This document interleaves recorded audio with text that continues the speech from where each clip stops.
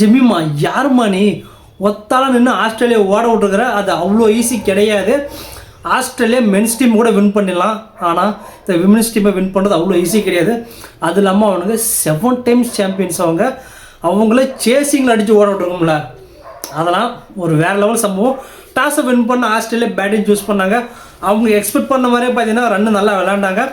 ஒரு 350 360 போகிற ஸ்கோரை இந்தியா ஒரு 38க்குள்ளே பார்த்தீங்கன்னா ரிஸ்ட்ரிக்ட் பண்ணிட்டாங்க. அப்புறமேட்டு சேசிங் விளாண்ட இந்தியா ஷெஃபலி வர்மா அவுட் ஆயிட்டாங்க, மந்தனா அன்ஃபார்ச்சுனேட்லி அவுட் ஆயிட்டாங்க. அதுக்கப்புறம் ஜெமிமாவும் கேப்டன் ஹெர்மிட் பிரிட்காரும் ஒரு சென்சிபிளான ஒரு ஃபேண்டாஸ்டிக்கான ஒரு ரெஸ்பான்சிபிளான பார்ட்னர்ஷிப் போட்டாங்க. ரன் ரேட்டை அப்படியே 7க்குள்ளே மெயின்டைன் பண்ணியிருந்தாங்க.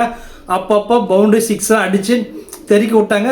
எங்கே அந்த இங்கிலாந்து அகேன்ஸ்டாக நடந்த மேட்ச்சில் 5 ரன்னும் தோற்ற மாதிரியே எங்கேயாவது ஒன்று நடந்தோம்னு சொல்லிட்டு பயத்தில் பார்த்துருந்தோம். நமக்கு எங்கே நம்பிக்கை இருந்துச்சுன்னா ஜெமிமாவோட ஜெர்சியில் அழுக்காணிச்சு பார்த்தீங்களா, அந்த மண்ணுக்கார பட்டுச்சுல, அப்போ தாங்க நம்பிக்கை இருந்துச்சு.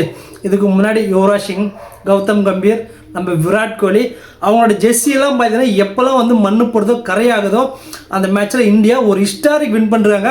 அந்த நம்பிக்கை வந்துச்சு. அதுக்கப்புறமேட்டு சென்சிபிளாக விளாண்டாங்க, மேட்சை முடிச்சு கொடுத்துட்டு போனாங்க. ஜெமிமா ரோஜர்ஸ் அவ்வளோ ஈஸி கிடையாதுங்க ஆஸ்திரேலியா அகேன்ஸ்டாக. உண்மையிலே அது வந்து வேர்ல்டு கப் வின் பண்ணதுக்கான ஈக்குவலான செலிப்ரேஷன் தான் நம்ம விமென்ஸ் டீம் பண்ணுறாங்க.